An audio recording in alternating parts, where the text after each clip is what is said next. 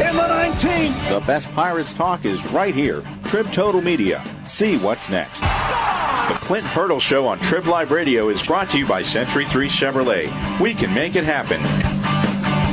It's the Clint Hurdle Show here on TribLIVE Radio with Ken and Guy, our semi-monthly visit with the Pirates manager. Clint, good morning. How are you? I'm doing well. Good morning. How are you? We're well. You've been with us, Clint, the last couple of years through some spots of adversity, and you guys have been able to get out of them.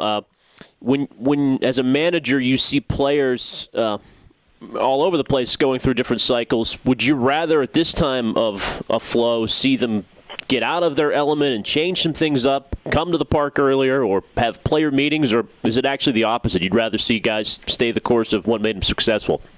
Well, most of the time, I think, number one, you've got to have your finger, your fingerprint, at least your finger on the pulse of your ball club. You need to know your people.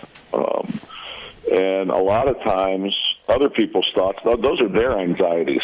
I'm sure we got a great part of our fan base that would love to have get a player meeting together at 9 o'clock this morning, get this thing right. Unfortunately, that's not going to happen, and that's not the way it needs to be addressed. Nobody understands better what's at stake than the men that are playing the game. Nobody realizes that trying harder, working more isn't really the answer right now. It's execution during the times of the game. So we have meetings. Actually, we get together as a club at the start of every series. We call it a coach up, coach forward. We mentioned a thing from the last series, a coaching point, and we mentioned a thing for the upcoming series. I have 2 minutes. Each one of the other coaches has a minute. This is the way we control the grind of the season, so we're not reactive in our meetings. We're proactive in everything we do. So I actually had them come to the park later the first day back because of the grind we went through on the road trip. We just need to play better baseball to win a ball game. Clint, you talked yesterday about emotion versus facts, and you look at facts. Fans and even the media get more emotional. Like the last two losses in Washington seemed devastating. Yet, and now we don't get a true feeling for what's going on in the clubhouse because we're only in there in a superficial state. But guys really did seem fairly upbeat despite the losing streak. And I guess what I'm asking is, or do tougher losses like that, a blown save late in the game, bother a club more than another one? Or is a loss and you move on no matter what? I think it depends on the club. In our club, it comes down to the fact that did we meet the demands of the game? And it's not just about the blown save. That's the misconception and the misconnect that I think many in the media have and some of our fans have. I'm a fan of football. That missed field goal at the end of the game freaks me out. What I'm not paying attention to the opportunities that went all the way, moving the chains, controlling the ball, getting some extra points here, there. I don't pay attention to that. That's no never mind to me. It's about the end. It's about what happened right now in front of me. Opportunities to add runs on, to get different pitchers on the opposition in the game. That's one thing we are in tune with, that we are aware of. It's honest self-evaluation every night. Did we meet the demands of the game? So, no, that doesn't freak us out when a guy comes in and we lose a game late. There were many opportunities before then. The game would have been in a different situation than putting all the onus on somebody at the end of the bullpen. That, for me, is why our team has the ability to show up the next day. And it was even hard for you to say, well, it seemed like they were okay. Nobody wants to buy in and say they're okay or they're playing hard. They seem to be resilient. I mean, it's a hard buy-in for people that aren't there every day, and I understand that. Clint, you in Atlanta, you're both your squads about the same record. Was looking at their roster, and they've got 6 guys who have been basically plug and play. They've been at their positions over 110 games all year and haven't moved. You haven't had that luxury other than an Andrew. Is there an advantage or a disadvantage this time of the year, or are you guys actually, in a way, a little more battle-tested where you've got parts that you know can move if need be? Well, it all depends, again, on the makeup of your club. And I know 10 years ago, 12 years ago, when I first got in the managing, I think you could pick up, if you looked at the 30 clubs, you'd probably find 5 guys that would post up 140 games at the end of the season. You had a core of 4 at least that went out there and played every day. That's not the same game that's being played today. There seems to be more mixing and matching. There seems to be more rest needed at times. the intricacies of the bullpen, guys facing different guys coming in, your elite players, all the different matchups, the statistical analysis. They're one of the few teams, if you look at the 30 teams that have that many guys that have played, what I kind of consider, 85% of their games. To see that happen is very unique and rare in our game right now. Can it help? Absolutely. But it also can hinder, because some of those clubs, if you'll see, come the end of the season, they can be, whether they think they are or not, there is a physical fatigue that comes to the play just from the grind of the 162-game season. We've had to use our entire roster all season long. It's kind of the way we're built here. We'll always be built here, and that's okay. I was thinking driving home last night, Clint, the ebb and flow of a season. The Braves lost 12 of 15 games before they swept the A's over the weekend. And, a week ago last night, you walked off the field at PNC Park, 9 above 500. Things changed so rapidly in a week. And while they've changed for the negative the last week, to me, the positive is in another week they could change back the other way. I mean, that's the way I was looking at it driving home. And I guess that's the way your club has to look at it, too. Well, I think that's a great way to look at it, because it is the way we look at it. We're very much in front of believing in what we believe in, eliminating external noise. And I want to make sure you're still paying attention to the road and your hands are at 10 and 2 when you're driving, because when you think about other things, you're not driving, you might have a little slip up there behind the wheel. Mm-hmm. My wife reminds me of that all the time.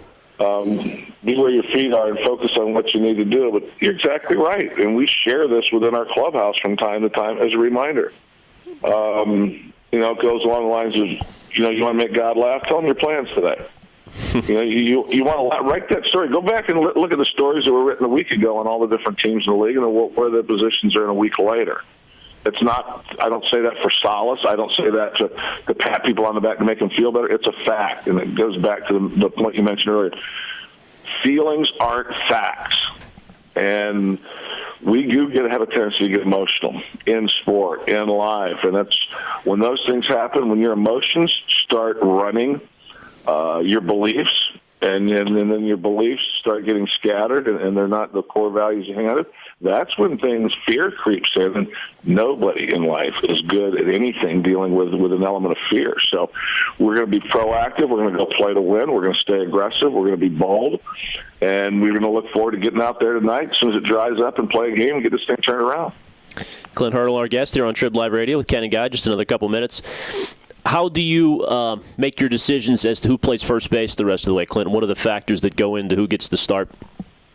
Well, I wish you'd have been there yesterday at the press conference, because we had an enlightening time, and actually afterward it was even better, because I told Travis that what if I put up a wheel and just spun it? And then we could actually, we could take that somewhere and get people to play in and outside votes, and it's going to be an eye test. There'll be offensive indicators that'll come into play, personal matchups. For instance, last night, I think going in, Alvarez was 1 for 11 against Harang. That didn't seem to bode well for me going in. The left-hander tonight, there's going to be opportunities for Sanchez to keep his at-bats, but there's going to be some things we need to stay on top of to try and keep the 3 bats fresh. 2 in particular, Pedro, as I said yesterday, can get white hot. That hasn't happened as of yet this season, so to find him at bats is important. Ike Davis, we didn't see it, so a lot of people discount it, but 2 years ago he hit 30 home runs and was white hot, and last year he has to do the second half of the season with a lot of players in baseball. We didn't see that, so a lot of people don't acknowledge that. He can get white hot. We got to find a way to feed him at bats. Hopefully we get one of those 2 guys to spark, if not both, and I think Sanchez has actually picked it up from his side of the plate against left-handed pitching. So whether it's the combination of the trio, maybe somebody can step up. I just know that we need to find a way, as we're closing down 36 games, to put the best team on the field that night to win a game. Last one for me, Clint. You mentioned yesterday that 2 years ago you thought the competition caught up with the guys. They hadn't been there before. They hadn't played for this kind of thing in August and September. With that in mind, because of what they accomplished last year, not that it makes it easier this year, but they at least have done it before and proven it to themselves. Does it make it easier to come out of this thing and get through the dog days August and September because of what happened last year? you have the ability to draw back on past experience, like you've pushed through the obstacle course. I've done this before. What enabled me and helped me to do it before? Let me go back to those core traits. Let me keep it simple. Let me hold on to what I need to hold on to. Again, not let the emotions come in. Oh, no, here it goes. Oh, well, geez. That's not part of who we are or what we do. So it doesn't make it easier, but I think it gives you some self-confidence that you don't have until you go through it. And you've had that seatbelt on. You've had to take that ride that kind of took you some places you didn't want to go from time to time, but you were able to push through it and come out on the other side and understand those are all parts of the trials, the tribulations, the triumphs that come with a 162-game season. And that's the beauty of what we do. Think about the 9-inning value of a game and how that can twist and turn you, and then how 162 games, that number, can twist and turn you and absolutely test you. It's the greatest game. It's just such a great game to be a part of. And it captivates you. And obviously, as a fan, it can take you a lot of different places. But as somebody that's got to keep both hands on the wheel and keep these guys focused and playing and having fun as well. And that's the one part, Guy, and Ken, I want to remind you, we've got to find a way, and we do, to have fun every day. Because if you're only going to have fun on the days you win, you're going to miss out on half your career. So the W at the end of the night, it defines us in a lot of different ways to a lot of different people.